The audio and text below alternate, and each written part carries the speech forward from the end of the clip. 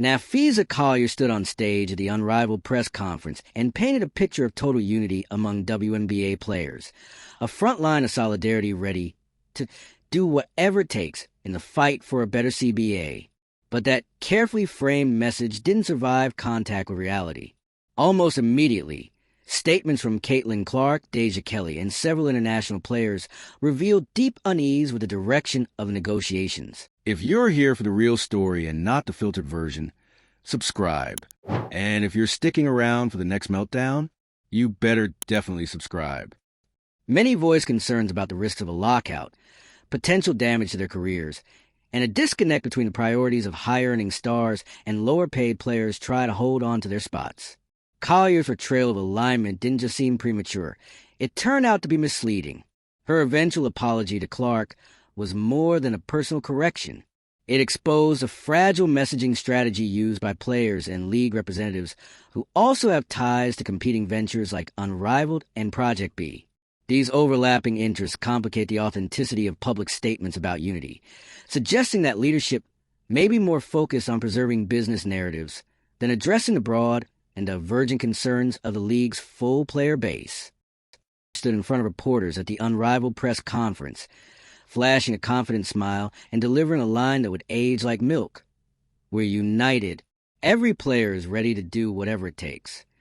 She was talking about the WNBA's looming CBA negotiations, and her words landed like a declaration of war, or at least unity. But that unity? It was more of a hopeful illusion than a grounded reality. Not even a week later, Collier was forced to backtrack.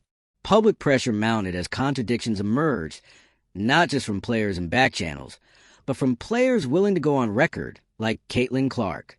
Her apology to Clark came quietly, almost strategically, but the damage had already been done. When your version of unity gets publicly disproven by the most talked-about rookie in basketball, your credibility takes a hit. Caitlin Clark hadn't planned on becoming the face of internal dissent, but when she gave her take on the CBA situation, it was anything but lockstep. She emphasized concerns over a potential lockout and how different players have vastly different stakes in this fight. She was calm but clear. Rookies like her aren't exactly eager to lose an entire season. Clark wasn't alone.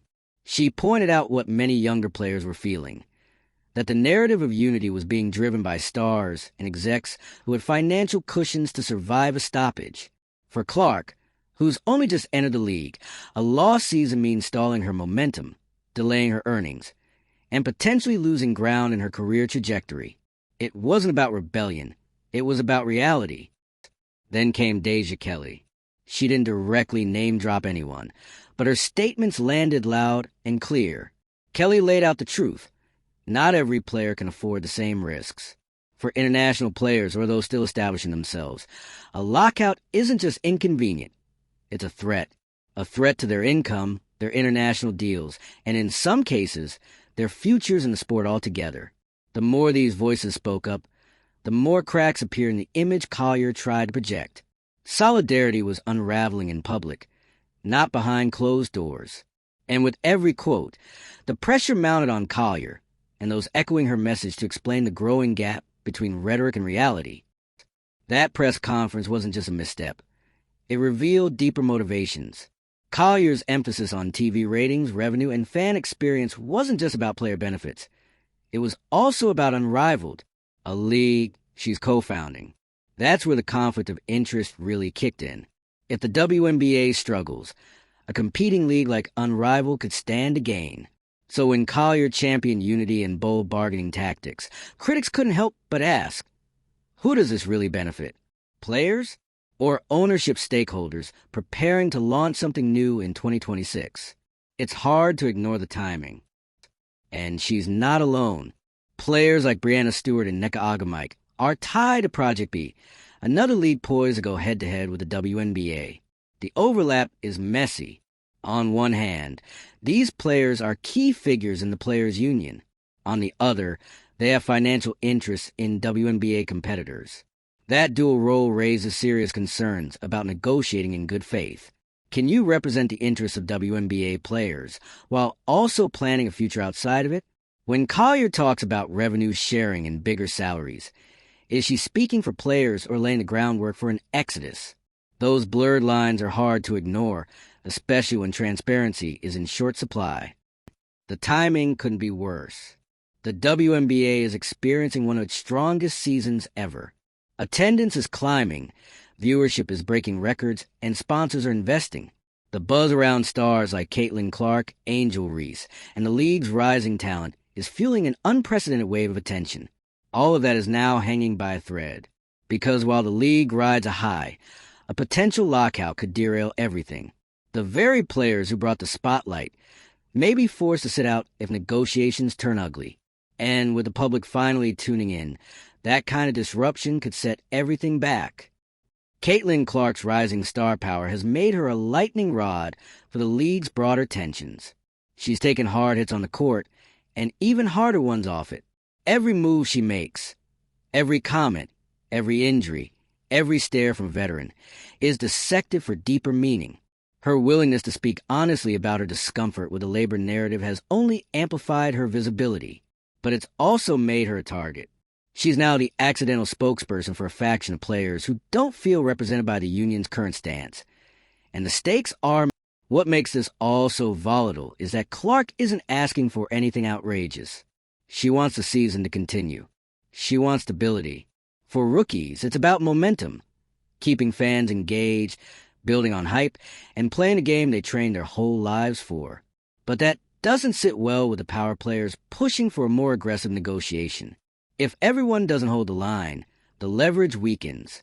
So Clark's words, while reasonable, are viewed as threats to that leverage, which is ironic because she's also one of the league's biggest assets. Sad, Clark's discomfort hasn't been just professional, it's personal. When leadership misrepresents your views on national television and then has to quietly apologize behind the scenes, it sends a message. Your voice doesn't matter unless it fits the narrative. The apology from Collier may have been necessary, but it wasn't enough to restore trust. It highlighted a bigger issue, that in a league with such diversity of background, career stage, and financial situation, pretending there's one unified voice is not only unrealistic, it's damaging. Indian Fever jersey. The irony is that the WNBA has never been more visible, and its players have never had more power. But that power only means something if it's wielded responsibly. Ignoring internal disagreement in favor of tidy messaging doesn't help negotiations. It weakens them. If the goal is to create a sustainable league that works for everyone, then honesty has to be part of the process. Unity can't be manufactured. It has to be earned. And that starts by acknowledging the uncomfortable truth. The players aren't all on the same page, and that's okay. What's not okay is pretending they are. This situation has exposed the complicated reality behind labor negotiations. The illusion of collective unity has been shattered by real voices with real concerns.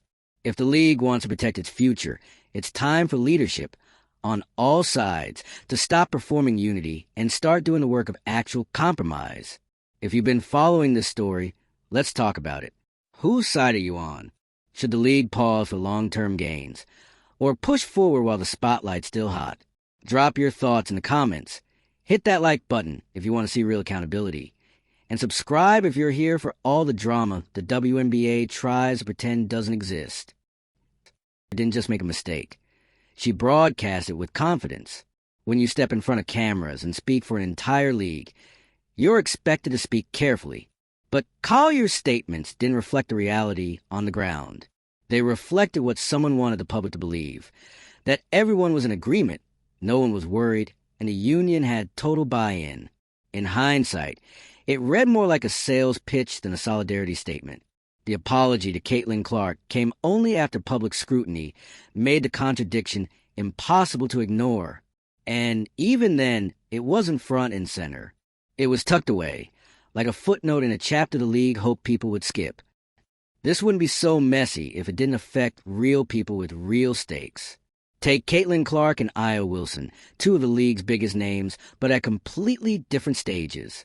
Wilson has established dominance, endorsement deals, and the kind of security that allows her to weather uncertainty. Clark, though, she's still building, still proving, still trying to cement her place in a league she just entered. So when a narrative from the top pretends her concerns don't exist, It's not just inaccurate, it's dismissive. Wilson hasn't spoken out directly about the negotiation split, but her silence in support of the union leadership speaks volumes. Then there's Kelsey Plum, another player with both power and presence in the league. Plum has echoed themes similar to Collier: unity, strength, long-term vision. But what makes her position complex is that she, too, holds a financial stake in Unrivaled. When your business interests are tied to a league that could benefit from WNBA instability, the optics matter. Her stance may be sincere, but sincerity doesn't erase conflict. When you're both a union advocate and potential rival league executive, even your best intentions raise questions. And let's not forget the rookies beyond Clark.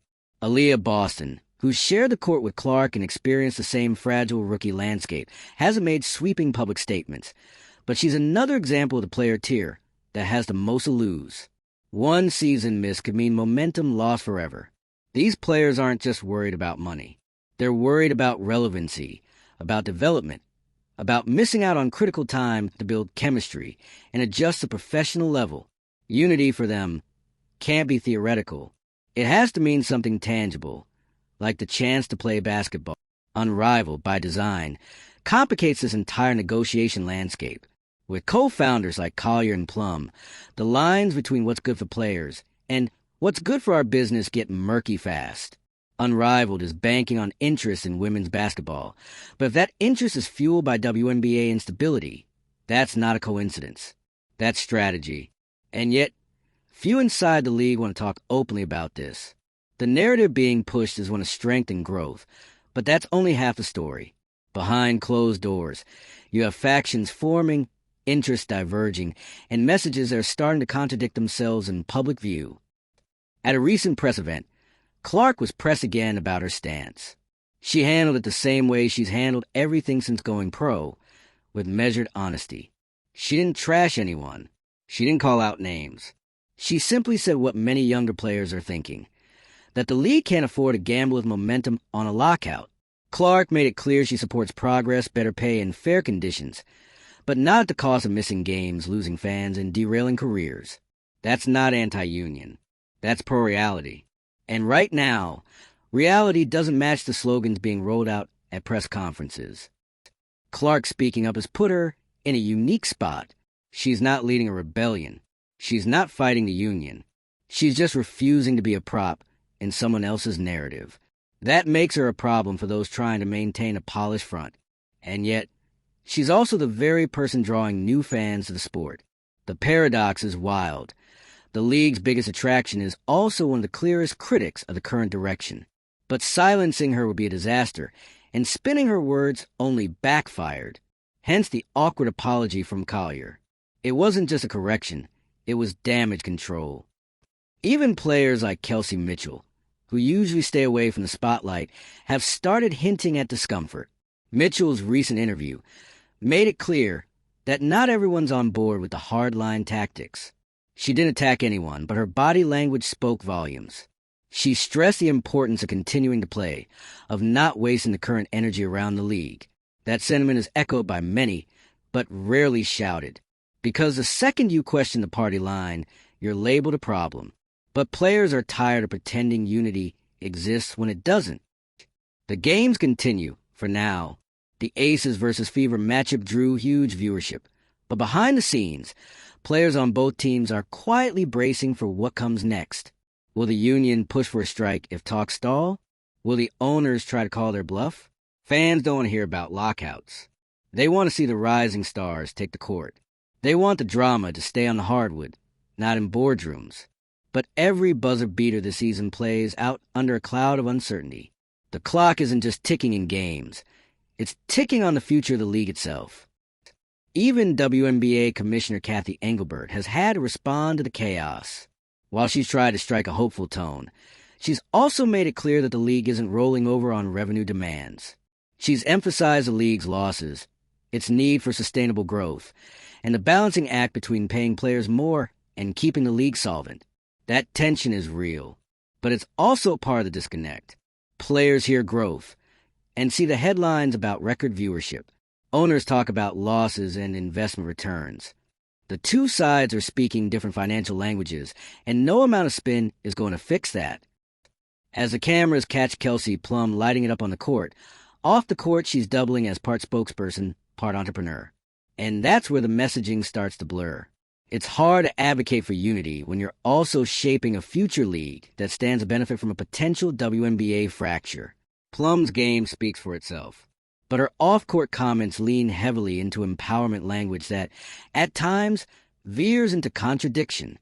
Saying you stand for all players while being involved in creating an alternative league? That's a tightrope walk, and one that's proving harder to balance with every passing week of labor. Sue Bird's shadow still looms large. Her influence, her legacy, her involvement with new ventures like Unrivaled add yet another layer of complexity. When Caitlin Clark is compared to Bird by media, fans, even execs, it's not just about skill. It's about how different the landscape is now. Bird's generation didn't face this level of external chaos while still finding their footing. Clark, meanwhile, is navigating locker room politics, labor disputes, and PR narratives while still getting used to being a professional. There's no blueprint for that, and the comparisons, while flattering, gloss over the massive difference in context. Angel Reese, another rookie magnetizing attention, has mostly stayed out of the labor back and forth publicly, but in a recent interview, she did touch on the pressure of being part of this new wave, and hinted that not every player is being heard in league decisions. That subtext? It's telling. There's a growing feeling among first- and second-year players that the league is using their image, their popularity, and their buzz to boost ratings without fully accounting for what they need. When someone like Reese is careful with her words, it usually means there's more going on behind the scenes than anyone saying outright. Then there's Diana Taurasi, who hasn't exactly been quiet about how she feels regarding the younger players. Her sharp comments about rookies needing to prove themselves might not have been aimed at Clark directly, but the implication wasn't subtle. What it reveals is a generational friction that goes deeper than just playing styles. Veterans want systemic changes. They've waited long enough for bigger contracts, better travel, and respect. Rookies? They want the league to survive long enough for them to have a future. That's not betrayal. It's self-preservation. And while all this plays out, the people shaping the next chapter of women's basketball are preparing quietly, or not so quietly. Project B is more than an idea now. With prominent players doubling as executives, the competition to the WNBA isn't just theoretical. It's an organized, well-funded endeavor. That changes everything. Because every decision made during these CBA negotiations now has to be viewed through a second lens. Is it good for players, or is it good for the future competitors of the WNBA? The overlap is thick, and the motives, whether good or bad, are increasingly hard to separate. As the season rolls on, every highlight reel is tinged with tension. Yes, the dunks, the clutch threes, the overtime wins, they're all happening. But underneath it all, there's a palpable sense that we're watching something unstable. Something brilliant, but on the brink. It's not just a labor dispute. It's a standoff between generations, between business models, between priorities. You have a league finally starting to gain traction with fans and brands. At the same time, internal disagreements that could pull the whole thing down if left unchecked. Shots. Clark's shooting is electric. No one can deny her impact on attendance, on merchandise, on cultural relevance. But the same fans tuning in for her logo threes are now seeing her embroiled in a political tug-of-war that was never part of the plan. She wasn't drafted to be the voice of dissent, but her honest responses to misleading leadership statements put her there anyway. Now, every time she pulls up for three, the league has to reconcile her importance with the fact that she's exposing uncomfortable truths about who's really being heard in negotiations. Injury. And then there's the risk no one wants to say out loud. Injury. Clark's already had moments that made fans hold their breath. What happens if the league burns a full season over demands she doesn't even fully support, and she loses a critical year of development or suffers a career-altering injury in some overseas filler tournament? That's the nightmare scenario, and it's one a lot of rookies are thinking about. A missed WNBA season doesn't just mean fewer games. It means being forced to find opportunities in places with lower standards, worse conditions, and higher risk. Not everyone can float through that. Close face, The close-up shots of Clark during timeouts say more than press quotes ever could. She's locked in, but there's weight behind her eyes. This isn't just about her game anymore. It's about her being thrust into a narrative she didn't write, and now can't escape from. The league has marketed her as a savior, but they weren't ready for her to also be honest. When your newest star becomes a symbol for the divide you're trying to paper over, you have two choices: listen and evolve, or silence and spin. So far, the league's chosen spin, and it's unraveling in real time. In Lexi Hull. Clark's chemistry with teammates like Lexi Hull is a reminder of what's at stake. This league has momentum. Real, undeniable momentum. Fans are watching. People are talking. The product is strong. But the foundation? Still shaky. If leadership continues pretending there's no fracture in the players' ranks, it risks breaking something far more important than a contract agreement. It risks breaking trust with players, with fans, with sponsors, and with the future itself. You can't build lasting growth on forced narratives. And yet, here we are. The apology from Collier may have been a step in the right direction, but it only scratched the surface, because what this moment demands isn't one quiet backtrack. It's a full-scale reckoning. Acknowledge the divides. Speak plainly about competing interests. Allow players to disagree without punishing them for it. This is not just about money or control. It's about what kind of league the WNBA wants to be. Does it want to be a tightly controlled machine where dissent is shamed and spin reigns? Or does it want to be a thriving, honest space where real progress happens because everyone's voice, rookie or veteran, investor or player, is taken seriously? Because if the answer is the latter, then the apologies can't stop with one. They need to start multiplying. Pair with transparency, accountability, and actual change. The future of the WNBA isn't just up for debate. It's being shaped day by day, by every press conference, every tweet. And yes, if you made it this far, you're clearly not just here for box scores. So let me know. Do you think the league's leaders are being honest with fans? Should rookies like Caitlin Clark be expected to carry the weight of reform? Hit that subscribe button if you want to stay locked into the mess the league keeps trying to downplay. And drop a comment if you're tired of performative unity. Let's talk about the real issues. Because until we do, the WNBA's potential will always be limited by the politics it refuses to confront.